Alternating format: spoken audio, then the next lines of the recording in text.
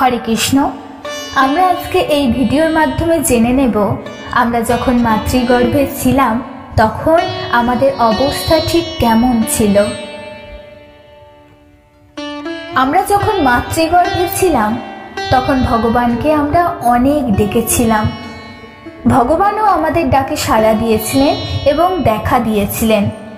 আমরা তখন ভগবানকে কথা দিয়ে এসেছি, হে ভগবান, তুমি আমায় এই মাতৃগর্ভের যন্ত্রণা থেকে মুক্ত করে দাও।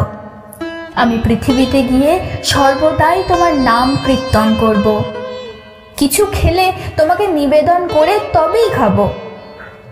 কিন্তু আমরা ভূমিষ্ঠ হবার পর থেকেই ভগবানকে দেওয়া এই কথাও রাখি নাই। মত্ত রয়েছি মিথ্যের মায়ার বাঁধনে। সবকিছুতেই আমার ঘর, আমার সংসার, আমার নিয়ে ব্যস্ত হয়ে পড়েছি। যেদিন পরপারের ডাক আসবে সেদিন কিন্তু কোনো কিছুই আমার সঙ্গে যাবে না, সবকিছুই পড়ে থাকবে। সঙ্গে যাবে আমরা কি ভগবানকে দিয়ে এসেছিলাম কথা, আর কি কথা রেখেছি সেইটুকু বিষয়। কে কতটুকু ভগবানের দিব্য নাম জপ করেছি সেইটুকুই সঙ্গে যাবে। কারণ সেদিন পারের করি কিন্তু হবে কৃষ্ণ নামের তরি। এই নাম ছাড়া আমাদের আর কোনো গতি নাই। তাই আসুন আমরা সবাই মিলে কৃষ্ণ নাম জপ করি, ভগবান শ্রীকৃষ্ণের কৃপা দৃষ্টি লাভ করি, যেটাই আমাদের সঙ্গে যাবে। আমরা প্রতিটি মানুষ যখন মায়ের গর্ভে ছিলাম প্রতিনিয়ত খুব কষ্ট ভোগ করেছিলাম, যেখানে ছিল অন্ধকার ও কৃমিকীট। অজস্র যন্ত্রণা সহ্য করতে না পেরে দিন রাত আমরা পরমেশ্বর ভগবানকে ডেকেছি আর কেঁদেছি, হে প্রভু, তুমি আমাদের এই নরক কুণ্ড থেকে উদ্ধার করে জগতে পাঠাও।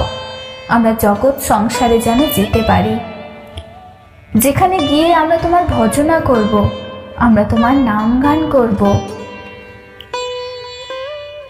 মন সমস্ত কিছু তোমার চরণে অর্পণ করব। কিন্তু আমরা কি সেই সমস্ত কথা রাখতে পেরেছি? আমরা কি সত্যিই ভগবানের চরণে নিজেদেরকে সমর্পণ করেছি? নিজেদেরকে একবার প্রশ্ন করে দেখবেন। হ্যাঁ, অবশ্য কেউ কেউ মানুষ অবশ্যই করেছেন, কিন্তু সম্পূর্ণ সমর্পণ বোধহয় আমরা করে উঠতে পারিনি। মিথ্যে মায়া সংসারের জগতে আমরা নিজেদেরকে নিমজ্জিত করেছি। 10 মাস 10 দিন পর আমরা ভূমিষ্ঠ হলাম, কিন্তু যখন আমরা বুঝতে শিখলাম তখন ভগবানকে দেওয়া প্রতিশ্রুতির কথা আমাদের আর মনেই থাকলো না। আমরা সেই সমস্ত প্রতিশ্রুতির কথা ভুলে গেলাম। শুরু হয়ে গেল আমার মা, আমার বাবা, আমার টাকা, আমার বাড়ি। ভগবান কে? তিনি অনেক তুচ্ছ। সুখের জন্য আমরা দিন রাত গাধার মতো পরিশ্রম করতে লাগলাম। কথার পর কথা, পাপের পর পাপ কাজে নিজেদেরকে নিমজ্জিত করলাম।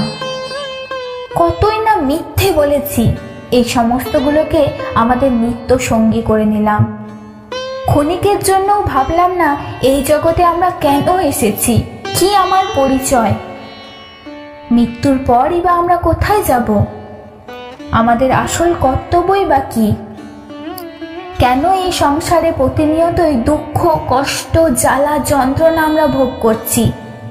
84 লক্ষ যোনি ভ্রমণ করার পর আমাদের এই দুর্লভ মানব জন্ম। শুধু এই মানব জন্মে কেবলমাত্র ভগবানকে লাভ করা যায়, আর অন্য কোনো জন্মে নয়। কেননা আমরা তো জানি না পরবর্তী জন্মে আমরা মনুষ্য রূপে জন্মাতে পারবো কিনা। তাই সময় থাকতে আসুন আমরা সবাই ভগবানের চরণে নিজেদের আত্মাকে সমর্পণ করি, তার নাম গুণাগুণ করি, তার কীর্তন করি। ভগবানের প্রকৃতির উদ্দেশ্যে নিজেদেরকে পূর্ণ সমর্পণ করি। হরিকথা বলি, হরিকথা শ্রবণ করি। কোনো পাপকর্মে নিজেদেরকে নিমজ্জিত থেকে বিরত রাখি, কোনো মিথ্যা থেকে নিজেদেরকে বিরত রাখার চেষ্টা করি এবং ভগবান শ্রীকৃষ্ণের কৃপা দৃষ্টি লাভ করি।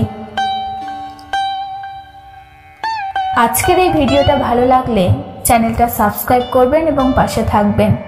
দেখা হচ্ছে পরবর্তী কোনো ভিডিওতে। ধন্যবাদ।